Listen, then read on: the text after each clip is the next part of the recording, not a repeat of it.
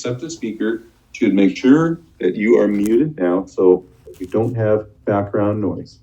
Our speaker tonight is Jack. Welcome, Jack.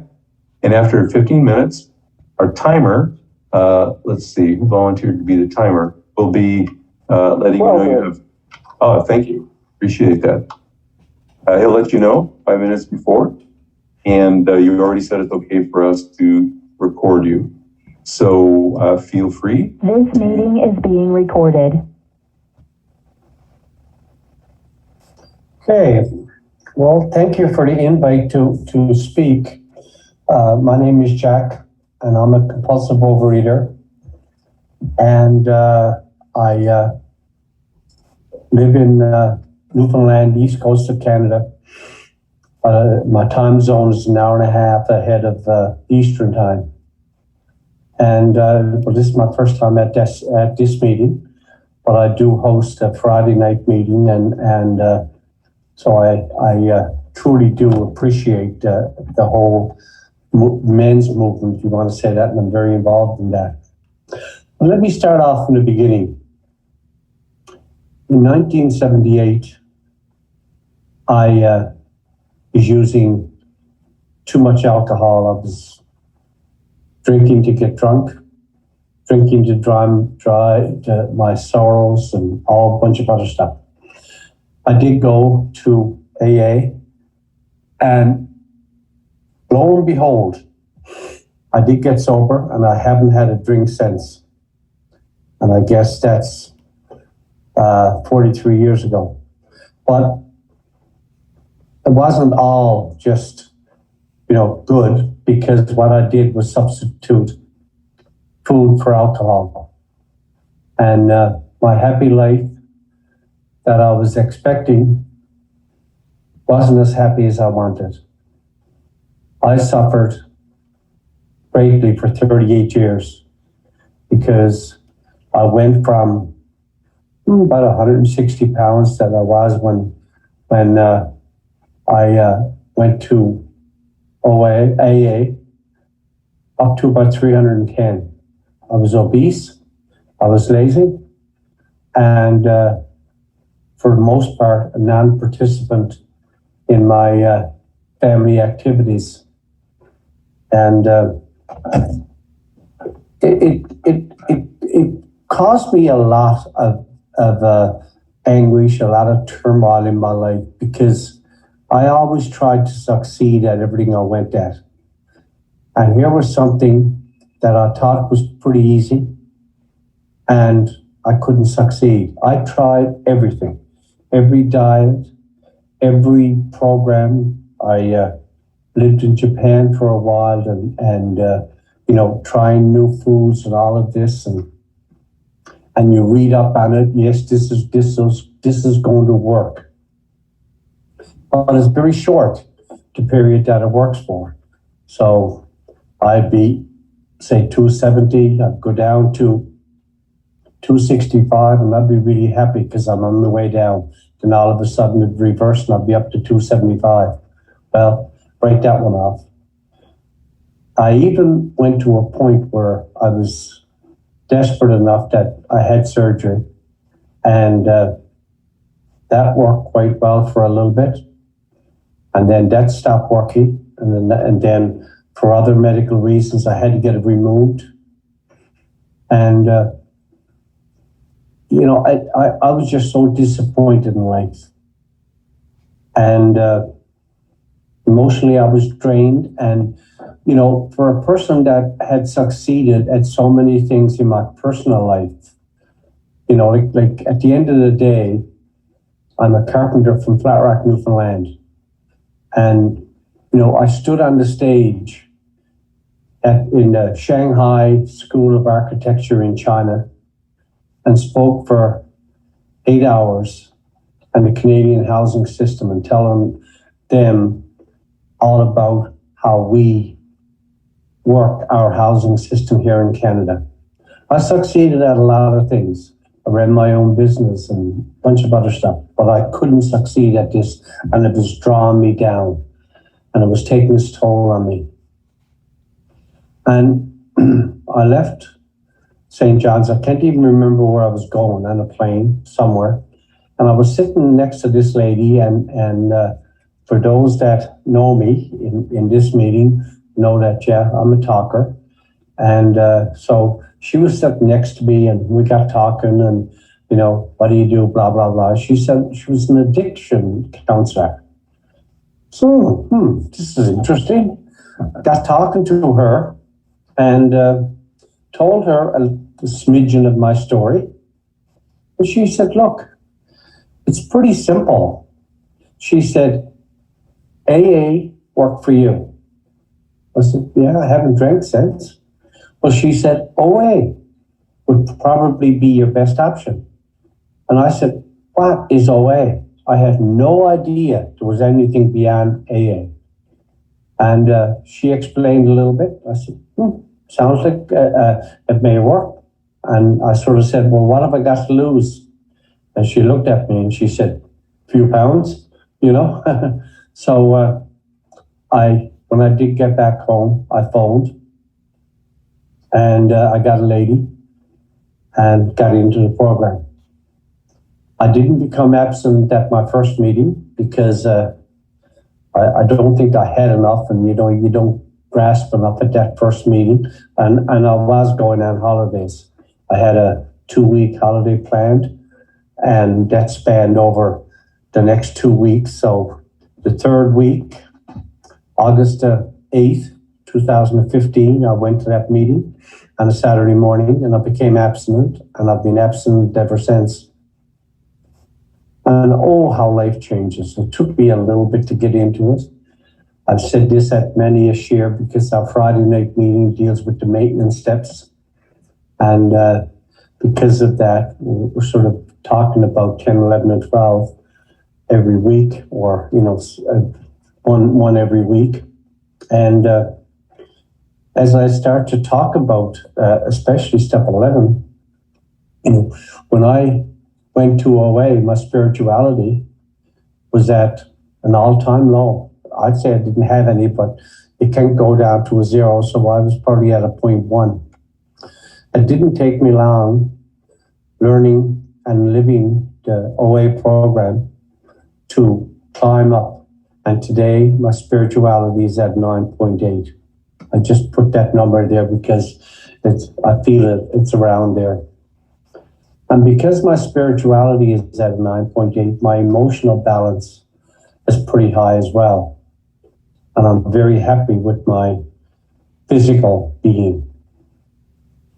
I topped out at a waistline of 48 and a shirt at XXXXXL. And today, I don't weigh myself because, I don't know, it's just something that bothers me. But as long as I can wear my 36 jeans, I'm happy. So it means that I've gone from a 48 waist down to a 36, and I want to maintain that. The other thing that I've said this a little while ago, that I left a lot of things out of my family, with my family, because, you know, I'm a carpenter, but I did do a lot of industry training. That's how I got into the China gig. But I also used to do a fair bit of that here. So we'd be doing a 3 or 4 day session at a hotel. And we'd have a fairly good lunch at the hotel. And then in the afternoon, the hotel would always bring in a bunch of goodies. And boy, I'd be looking around saying, guys, you don't need them, need them. And then at the end of the day, everybody believes, say, you getting ready, you going to, Jack? We walk out there. No, I said, no, I got a few things to clue up. But what I really wanted to clue up was to clean out that plate. To be 5 or 6 of them left. And I'd clean that off. I'd normally eat 2 before I left the hotel and take the other ones with me. And this was just a typical day. So I have 5, whatever they were, Danishes, you know, muffins, whatever. And then on the way home, I'd stop into a little store and get a bunch of other stuff, be it just call it junk food. Come home, have supper, Now, I've ate a supper already, have another supper, then I'll have another supper, then I'll sit in my chair, and lo and behold, I'll have another supper for the equivalent of it before I go to bed, plus. That was the life I was living. And because of that, my chair meant everything to me. And my obesity made me so lazy that nothing else mattered. And in OA talks about an action plan, it talks about goals and all of these other things. So after I got my sponsor and we talked a little bit, and I was doing a couple of sessions with some of the OA members, helping them because I was good at organizing sessions. And I looked at it and said, okay, that makes sense to have some goals and an action plan. And the primary one I made was to never say no to my grandchildren. And I had 5, and I had 3 girls of my own. Now I got 5 grandchildren. And I said no to my children so often that I wanted to, in my own way, make amends to that. And boy, that has changed my life. Totally changed my life, because now I can safely say I'm living a dream. Because everything I want in life, I have. And it's all due to OA. Because if it wasn't for OA, I know, and I can say this with true honesty as I believe it, I'd be dead today if it was not for OA. Because I was obese, I was lazy, a whole bunch of other things. And because of all of that kind of stuff, I know I would not have survived. Whether it would be through my emotional state or from my physical state, one of them would have done me in. But today, I'm living that life. Our family is fairly close. Our girls live within 5 minutes of walking from here, so they're always here.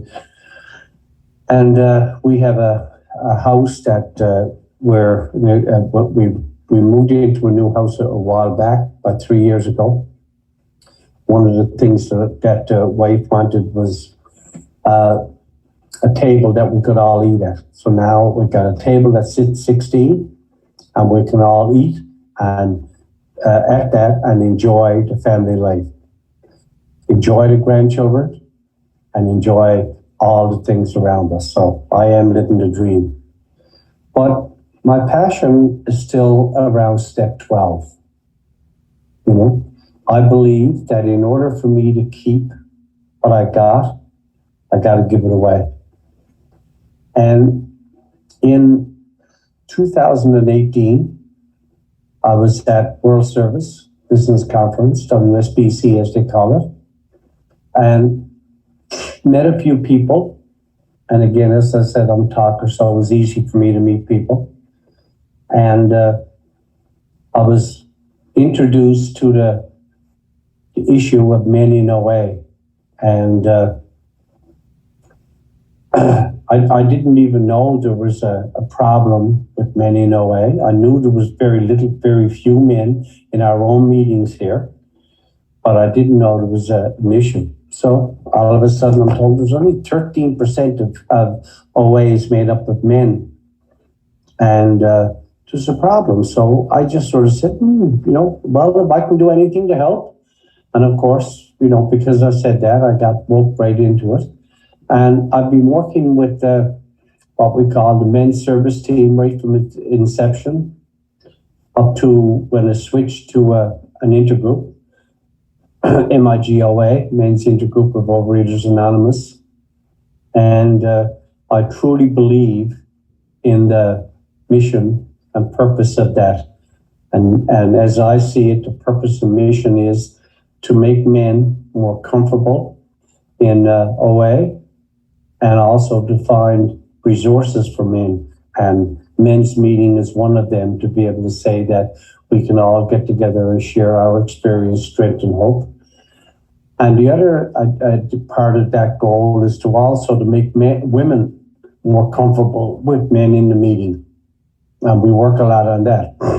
Our Thursday night meeting usually holds anywhere from 20 to 25. And as you look around the screen at our Thursday night meeting, it's the step study meeting, there's typically 50-50 in terms of men and women there. And part of that is because we put such emphasis on the harmony that can be gained in a program by sharing each other's story, both with men and women.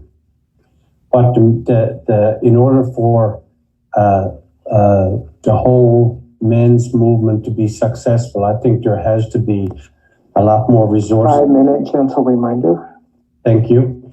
We have to have a lot more resources for men, and we have to have an awful lot more meetings because, men seem to have much better recovery and get more out of a men's meeting because you can share a little differently than in a co-op meeting, if you wanted to use that word. So my service expands, quite bit. And as I said, that's my passion. So I've served at the